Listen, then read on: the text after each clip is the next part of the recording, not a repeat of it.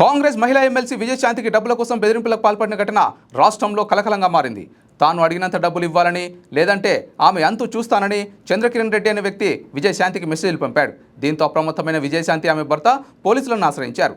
డబ్బుల కోసం తనను బెదిరించిన వ్యక్తిపై బంజారాహిల్స్ పోలీసులకు ఫిర్యాదు చేశారు. కేసు నమోదు చేసుకున్న పోలీసులు బెదిరింపులకు పాల్పడిన వ్యక్తిపై దర్యాప్తు ప్రారంభించారు. అయితే ఎమ్మెల్సీకి బెదిరింపు మెసేజ్ చేసిన వ్యక్తి గతంలో విజయశాంతి సోషల్ మీడియా పేజీలను మెయింటైన్ చేసేవాడు. ఈ క్రమంలోనే అతనికి పెద్ద మొత్తంలో డబ్బులు చెల్లించారు.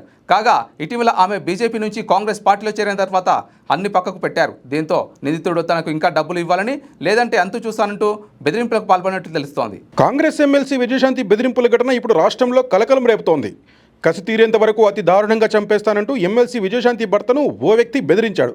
దాంతో అతడిపై బంజారాహిల్స్ పోలీసులు కేసు నమోదు చేశారు. విజయశాంతి భర్త ఎం శ్రీనివాస్ ప్రసాద్కి 4 ఏళ్ల క్రితం చంద్రకిరణ్ రెడ్డి అనే వ్యక్తి పరిచయమయ్యాడు.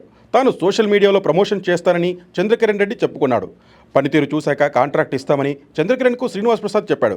కొద్ది రోజుల తర్వాత అనుకున్న స్థాయిలో ఫలితాలు రాకపోవడంతో అతడితో ఎలాంటి ఒప్పందం చేసుకోకుండా పంపించి వేశారు. కానీ చంద్రకిరణ్ మాత్రం తాను విజయశాంతి కోసం సోషల్ మీడియాలో పనిచేస్తున్నానని చెప్పుకుంటూ పలువురు రాజకీయ ప్రముఖుల వద్ద కాంట్రాక్టులు కుదుర్చుకున్నాడు. ఈ క్రమంలోనే కొద్ది రోజుల క్రితం తనకు డబ్బులను ఎప్పుడు చెల్లిస్తారంటూ శ్రీనివాస్ ప్రసాద్కు చంద్రకిరణ్ రెడ్డి మెసేజ్ చేశాడు. ఎటువంటి ఒప్పందం లేకుండానే చంద్రకిరణ్ డబ్బులు అడగడంతో ఇంటికి వచ్చి మాట్లాడాలని శ్రీనివాస్ ప్రసాద్ మెసేజ్లో సూచించగా అతడు రాలేదు. ఇటీవల నాకు డబ్బులు ఇవ్వకపోతే మీ బతుకులు రోడ్డుకి ఇడుస్తా, కసి తీరే వరకు అతి దారుణంగా చంపుతాను అంటూ చంద్రకిరణ్ రెడ్డి మెసేజ్ ద్వారా బెదిరించాడు. దాంతో శ్రీనివాస్ ప్రసాద్ బంజారాహిల్స్ పోలీసులకు ఫిర్యాదు చేశారు. లేటెస్ట్ న్యూస్ తెలుగు మరియు ఇంగ్లీష్ అప్డేట్స్ కోసం ఇప్పుడే క్యూన్యూస్ అఫీషియల్ యాప్ని ప్లే స్టోర్ నుండి డౌన్లోడ్ చేసుకోండి. సరికొత్త సమాచారాల కోసం క్యూన్యూస్ వెబ్సైట్ని ఫాలో అవ్వండి. ఛానల్లో ప్రాంతీయ, జాతీయ, అంతర్జాతీయ వార్తలు వీక్షించండి. లైక్ చేయండి.